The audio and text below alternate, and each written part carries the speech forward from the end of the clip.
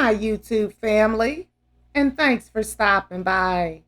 I have already connected with your energy, and I was guided to these three cards for you, which is Gorilla, Shark, and Rattlesnake. Okay, guys, let's go ahead and get started. The gorilla has shown up in your reading today because it is asking you to take the time to listen compassionately to those you love, especially your family members. The bond between family members can gradually decay unless it's continuously nourished with loving attention. And one of the simplest yet most elegant ways of showing that attention is to listen compassionately to those you care about the most. Otherwise, you risk taking them for granted, assuming that they'll always be there and that they know you love them. You need to take time to have a conversation, starting with relatable topics, then moving into more in depth personal things, and by primarily focusing on what the other person has to say. Show your spouse, partner, children, parents, or elders your love by listening and really hearing what they have to say about how they feel and what they think. This not only generates a deeper, more lasting affection between you and the other person, but far exceeds the saying, I love you, with no real feelings behind it. People are constantly changing and evolving, adding new experiences and insights. Who someone is today, while built on a foundation of a core self, changes and is continuously elaborating on that core self. Find the newness and freshness in those you love, which includes both your biological and other family members, as well as your close friends that you have kind of adopted as your own family. And the shark has shown up in your reading today because it is asking you to trust your instincts, and you will be able to know the truth of a situation. Your instinctual self is that aspect of you that sends signals to your brain directly from your body. It is what's responsible for your survival, particularly when you're in a life threatening situation and must avoid danger by fighting, fleeing, and remaining still and quiet.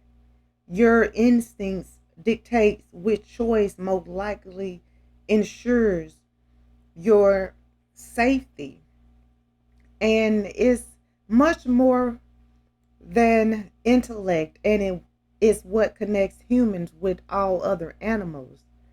The truth for your instinctual signals can be modified and distorted by conditioning, especially childhood conditioning. When you are repeatedly told to distrust what your body is telling you, or you face life threatening situations with no escape, this survival mechanism becomes clouded at the least and completely suppressed at the extreme. It's replaced by either a generalized fear and agitation that gets projected onto situations. And you need to know the body can sense limits, and your ability to process environmental danger comes from your instincts. And you need to take the time to tune into your gut feelings. using slow, deep breathing as an access code. Listen with all your senses to figure out what your body is telling you and use that intellect to interrupt whether it's a conditioned reaction or an instinctual response. With practice, you'll refine your perceptions and you will be able to start completely trusting what you feel and trusting yourself. And the rattlesnake has shown up in your reading today because the experiences that you presently are going through are leading you into your purpose and is leading you to fulfillment. The foundation for compassion is an awareness that suffering is a natural part of life, whether through the empathetic appreciation of another being's pain or the experience of having suffered oneself, in which beings haven't at times felt the pain or sorrow that is an aspect of living on this planet. The deeper you go into the soul of another, the more you can feel what they feel. You need to maintain a certain distance and know that a true healer must heal from the heart, no matter what technical, logical, physical, or other tools they use. The experience that you're going through now or have just completed are all a preparation for you to open your heart to the suffering around you and do your part and be a healer.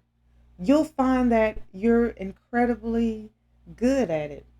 And don't be afraid to heal others, not only others, but yourself. And you'll notice more and more how often your heart will feel uplifted.